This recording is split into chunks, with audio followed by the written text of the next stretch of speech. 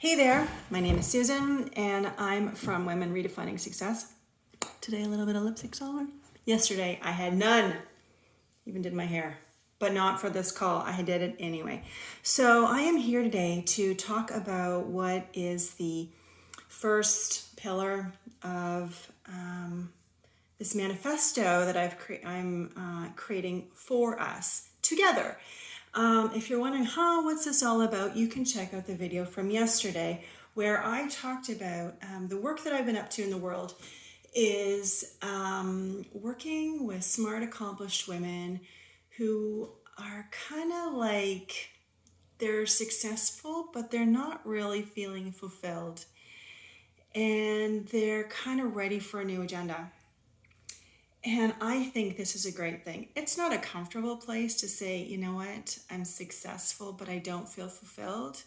But here's what's great about it, because you know what, there's so much in the world that's just not working very well. And it's time to just be able to name that. And I really believe in my heart that as we pay attention to this discomfort, as we pay attention to our nudges, that together we can learn how to redefine success. And it's going to look different for each one of us.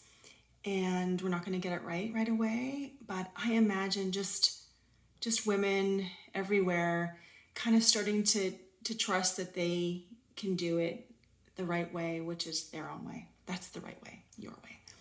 And so what I'm up to is kind of creating a manifesto for us.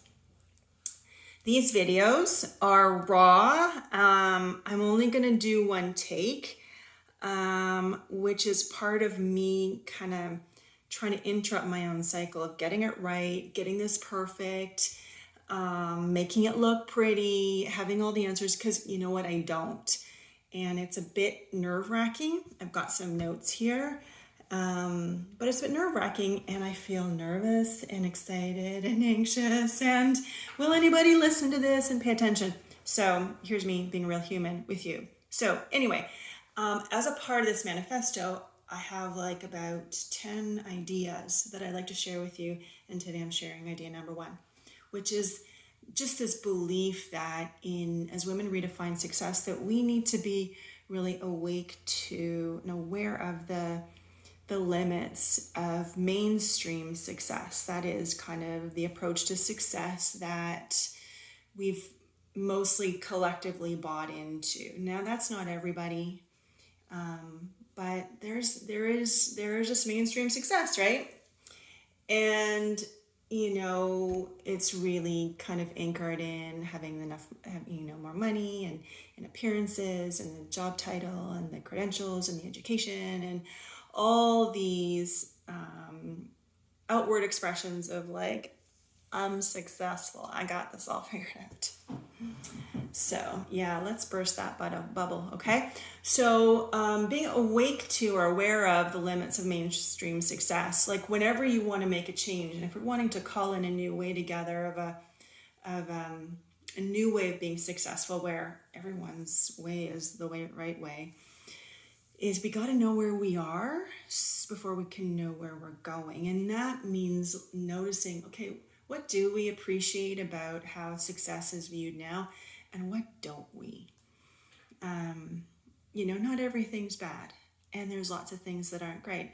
So it's kind of shining the flashlight and saying, hey, there's some things that just aren't working. And that's what helps us kind of create some spaciousness for a new way of being successful. So what this kind of like includes is like there's a whole number of beliefs around how success happens.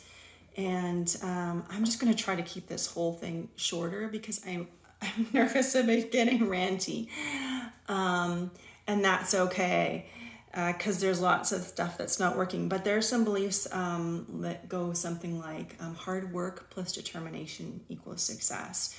So basically, if you bust your ass off, and then even when you're down low and things are super hard, you muster up that grit and determination and all the extra resilience, then you'll be successful. So that means that success is really going to come off the back of hard toil and hard labor and burnout. And aren't there just a whole lot of us like totally burnt out saying, if only I can muster up more energy, more will, more desire, more determination, then I could ultimately get my success. Wow. That's crippling. Then there's like this belief around when XYZ happens, when I get the degree, when I get that next promotion, when this big thing happens in my life and I'm able to manifest this big thing, then I'll be successful. So what that leads us to do is just chase and chase and chase and chase and chase. And we never really get there. So I don't know about you, I've been in that, I've been caught in that snare. It's exhausting, and it means that this moment is never enough. This moment is lax. We can't quite be happy enough. We are distracted. We are thinking about what we need to do and get at, and we can never really be present in the journey of it. So like, a new way is holding the journey and the destination together. They're both good, but that's for another session. There's also one like only the strong survive. So, if we haven't toiled or worked hard enough, then maybe we're not committed. Maybe we're just not cut out for it. And that means that some are going to be successful and some won't. So these are examples of beliefs that kind of I've seen shown up. That I've seen in working with women who are making some changes, like what it's really going to take. Part of mainstream success too is there's a whole language around it, which again is really I really struggle with. There's all this busy language, and the busier we are, the bigger our badge of honor. I'm so tired, meaning that we work so hard, and then the hustle language, the grind, the push, the strive, the shooting for, lots of really violent language to talk about success that just kind of really sits uncomfortable with me. And it's forceful and so that would be something to keep an eye out for. Lots of women want to drop the striving. They want to drop the chasing and the hustling, and they're like, oh, is there not a way that I can do this without killing myself? So those are things to be noting. There's a whole, culture around, if it looks good on the outside. So, and I mean, as I talk about this, the reason I know it is because I am not immune to the undercurrents of what success is. Not at all. Like, in fact, by knowing it and naming it, I can say, oh, look at me. I just got pulled under here. I just got swept up in trying to pull off the facade of having my shit together, when really I don't have my shit together. I don't strive for that. I don't think that's a marker of success. I don't think having a perfectly clean home is a marker of success. So all these illusions that we create that then have us paralyzed because we see someone who's apparently got it all together and we don't, and we think, well, what's wrong with me that I can't? So this whole kind of living these lives where we have the highlight reels, which then gets us into tailspins of comparison and not enough. And as I talk, I can feel how exhausting this all is. And I'm like, we can do better. I really, really feel we can do better.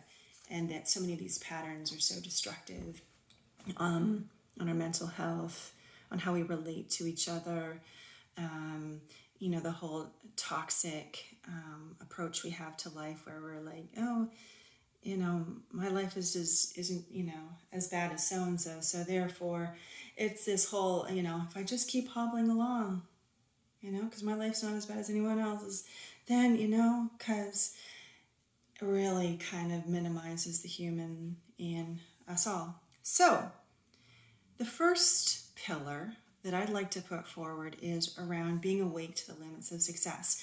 So in sharing this video, my question to you is, like, does this feel important to you? Do you, is there value really in keeping our eyes open, holding the flashlight up to the dark places where we say this is what success is and what isn't.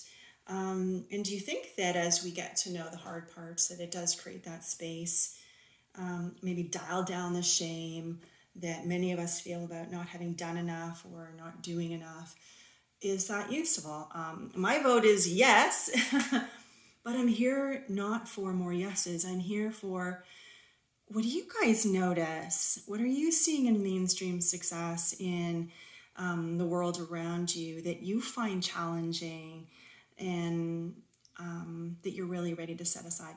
So those are kind of the questions I'm holding as I offer up, like a little offering, that part of our manifesto is keeping a collective vigilance to what isn't working on behalf of creating room for the new, right? Kind of like in a garden. I'm not a big gardener. I try, but I have to dig some things up and put them in the compost pile in order to create places for things that can grow and want to grow through us as women, because we have some good ideas, some excellent ideas about success, and those are part of what I'm going to be sharing in the days to come. So yeah, we will chat soon. Drop your comments in here. Is there someone you think that would want to be a part of this conversation? Share this video or this email, however you got it, with them, and chat about it. Chat about it with your neighbor, with your girlfriend. Go on a walk, and let me know what you guys think. Okay, thanks for listening. See you tomorrow. Bye.